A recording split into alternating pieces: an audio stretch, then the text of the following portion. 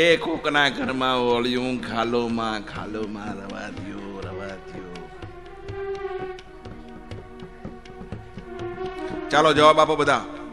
તો પેલે ખોળે આપણે કહી છીએ વહુને હારા દિવસો હાલતા હોય તો બધા હાહુ એમ કે પેલે ખોળે દીકરો આવે તો હારું, પેલે ખોળે દીકરો આવે તો હારું. અને આપણે ઘરે ભેંસ વીયાવાની હોય તો હું માગશો? હા, બેહી જા બેટા, બેહી જા મારો દીકરો. હા,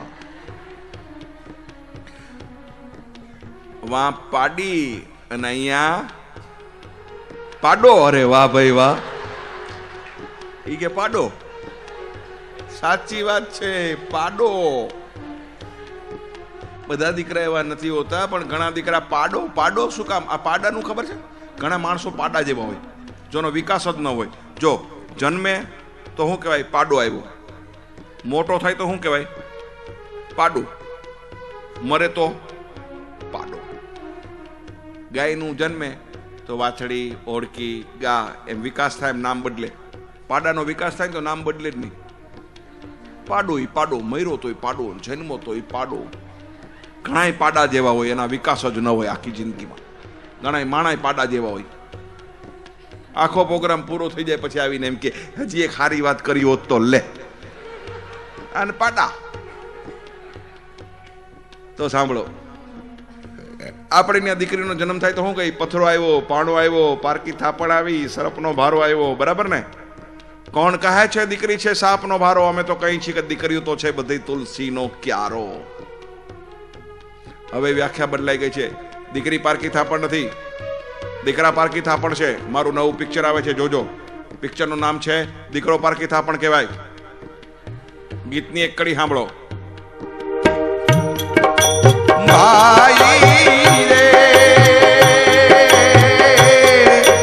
લગન પછી મા બાપને ભૂલી ના જવાય, દીકરો તો પારકી થાપણ કહેવાય, દીકરો તો પારકી થાપણ કહેવાય.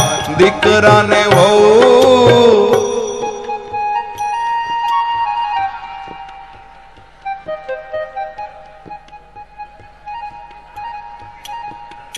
તમને તો નહીં દેખાય, મેં જોયું.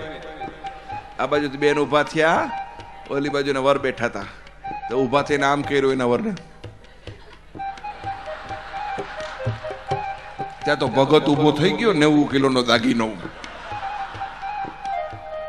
વાહ વાહ, તમારા ઈશારા વાહ. શરમ નથી આવતી પુરુષ જાતને? બાયડીના ઈશારે ઘર ભેગી ના થાવ છો તે?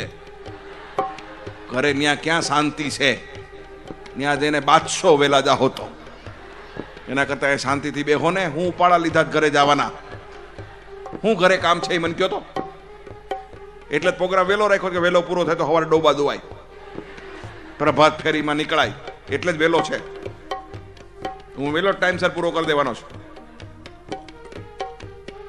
5 મિનિટ છે હવે, વાંધો નહીં ને? પછી એટલે પણ સવારે પછી 8:30 શરૂ કર્યો. 8:30, 9:30, 10:30 ને 11, અઢી કલાક પૂરું. ઓવર ટાઈમ આપો થાય? આપશો ને?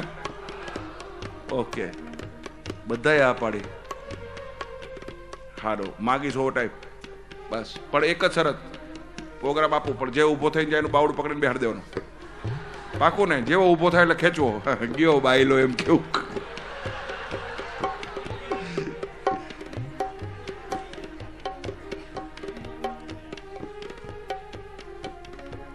હાલો હાલો, આપો થોડો પ્રોગ્રામ વધારે. હાલો તો દીકરાને વહુ હવે શું કહું,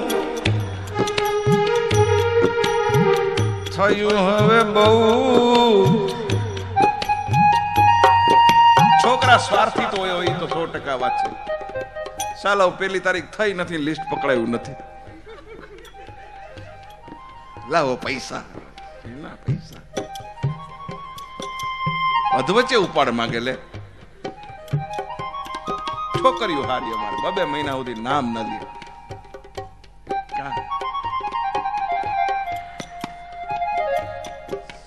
અમારું અંદર અંદર નું હોય ને પાછું અમારે મહિને પગાર થાય બધાનો. આ વળી 2 મહિના સુધી નથી માગતી એમ. એક વસ્તુ આવી પછી કઈ જવા દો. છોકરીઓ ધારે બધું કરી શકે. છોકરીઓ ધારે તો છોકરાઓને ડાયા કરી શકે. ઈ ન માગે તો ઈ ન માગે.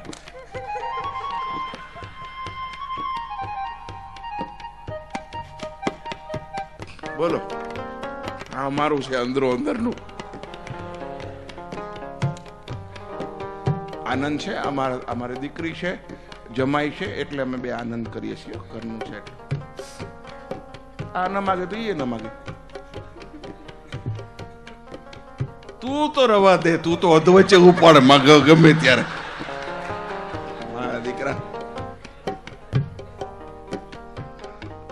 હશે, પોતાની જાત ઉપર હસી શકે એ જીવી જાણ્યું એટલું યાદ રાખજો દોસ્તો. હસી લ્યો, આનંદ કરી લ્યો. તો આપણે ક્યાં હતા? ક્યાં હતા? હા, હાલો હવે સાંભળો ખાસ.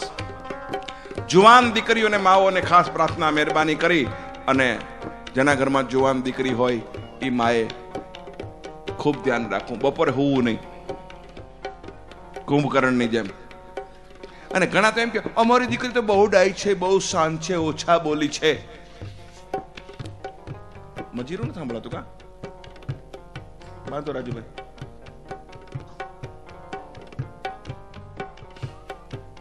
છોકરાઓનું ધ્યાન રાખવું પડે. વાહે તો ખાસ મારા દીકરા બેસી જાય છોડીને, લે આરામ કરે. છોકરીઓ જ કામ કરે એ મેં જોઈ લીધું. છોકરા તો બાપા નજર છટકી નથી ને મજીરા છોડ્યા નથી. બાંધ ઘરવાળી કામ કરાવે એના કરતા બાપાનું કામ કર. હશે ઘણા લોકો એમ કે અશ્વિનભાઈ અમારી દીકરી તો બહુ ડાય છે, ડમરી છે, ઓછા બોલી છે, શાંત છે, અમારે એનું ધ્યાન રાખવાની જરૂર નથી. શાંત ને ડાય ડમરી હોય એનું ખાસ ધ્યાન રાખજો, કારણ કે જે ગાડી વિસલ ન વગાડે ગમે ત્યારે ઉપડે.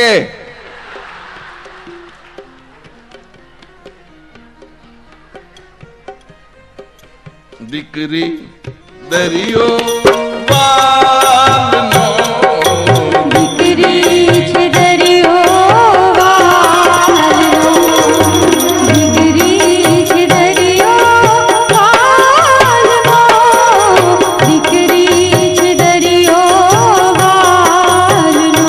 હવે જેની દીકરી જુવાન હોય માઓને ખાસ કહું છું, મહેરબાની કરીને બપોરે ભજન કરવા જવું નહીં, ઘરમાં રહેવું. અમારે અમદાવાદમાં તો મંડળ હાલે છે બપોરે 2 થી 5 બેનો બહાર નીકળી જાય ઢોલકીને ખંજરીને જાન લઈને ભજન કરવા. તમારે એવું મંડળ ખરું છે? મરે આયા છે.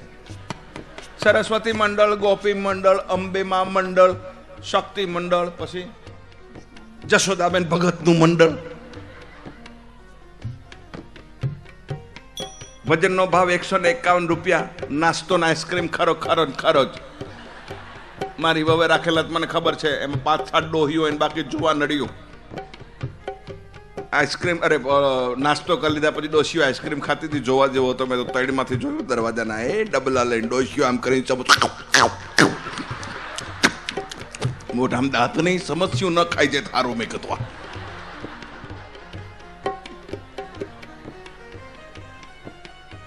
હા સંતબા આઈસ્ક્રીમ વેનીલા છે. અરે તારો વેનીલા. ભજનિયા મંડળ, અરે ભોજનિયા ભજન મંડળ થઈ ગયા બાપ. કાનુડાનો ફોટો હોય, સકડામાં ઉપડે કાનુડું, ડોહીઓ લટકતી જાતી હોય ને કાનાને હાથમાં રાખ્યો હોય.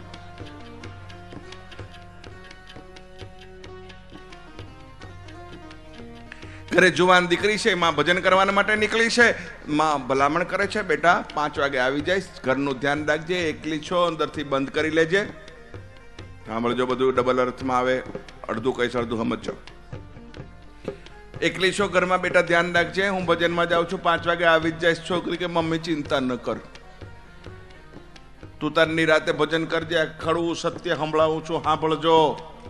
દુઃખ લાગે તો માફ કરજો.